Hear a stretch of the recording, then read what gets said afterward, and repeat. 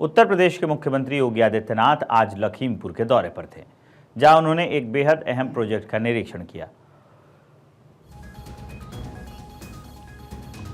दरअसल सिंचाई विभाग शारदा नदी की ड्रेजिंग का काम करता रहा है, क्योंकि शारदा में सिल्ट की वजह से बाढ़ और कटान की जद में आने से कई गांवों का अस्तित्व खतरे में है। साथ ही हजारों एकड़ किसानों की जमीन भी शारदा नदी में समा चुकी है। इस बीच शारदा नदी की बाढ़ और कटान से निजात पाने के लिए लगातार मांग उठ रही है, जहां पलिया विधायक रोमी साहनी की कोशिशों के बाद आखिरकार शासन ने मामले से गंभीरता से लिया और 22.23 करोड़ रुपए की लागत से डिसल्टिंग और ड्रेजिंग कार्य की शुरुआत 3 अप्रैल से की गई थी। ड्रेजिंग का मकसद शारदा नदी के भीतर की शिल्ट को साफ कर नदी को मूल स्वरूप में लाने का है। इस बीच आज मुख्यमंत्री योगी आदित्यनाथ ने लखीमपुर खीरी का दौरा किया। इस बीच सीएम योगी ने पालिया में शारदा नदी के चैनलाइजेशन के काम का निरीक्षण भी किया, जहां मुख्यमंत्री ने मोटर बोट पर सवार होकर बाढ़ से बचाव के लिए कराए जा रहे कामों को बारीकी से देखा। साथ ही सीएम योगी ने अफसरों से चैनलाइजेशन के काम की प्रोग्रेस के बारे में जानकारी भी ली। निरीक्षण के दौरान जल शक्ति मंत्री स्वतंत्र देव सिंह और डीएम दुर्गा शक्ति नागपाल भी रहीं।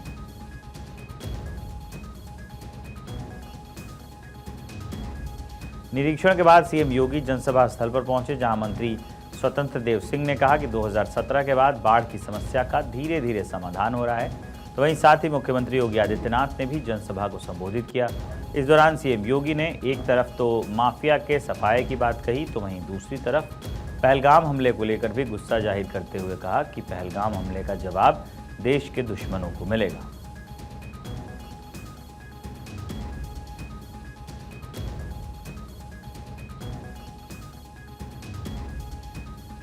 सभ्य समाज में आतंकवाद के लिए कोई जगह नहीं हो सकती, अराजकता के लिए कोई जगह नहीं हो सकती।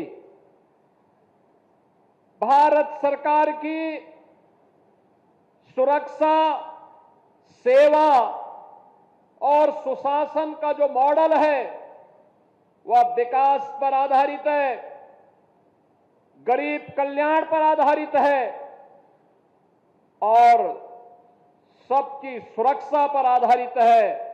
लेकिन अगर कोई सुरक्षा में सेंध लगाने का दुस्साहस करेगा तो उसके लिए जीरो टॉलरेंस की नीति के तहत उसको जिस भाषा में समझेगा उस भाषा में उसका जवाब देने के लिए आज ये नया भारत तैयार है। प्रधानमंत्री मोदी जी के नेतृत्व में ये नया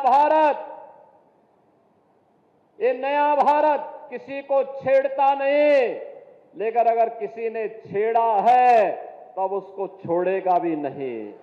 आप तो जानते हैं डबल इंजन की सरकार की शीर्ष प्राथमिकता में अन्नदाता किसान भी है, युवा भी है और देश की आधी आबादी हमारी बहन और बेटियां भी है। अन्नदाता किसान के कर्ज की माफी की शुरुआत से सरकार प्रारंभ हुई थी।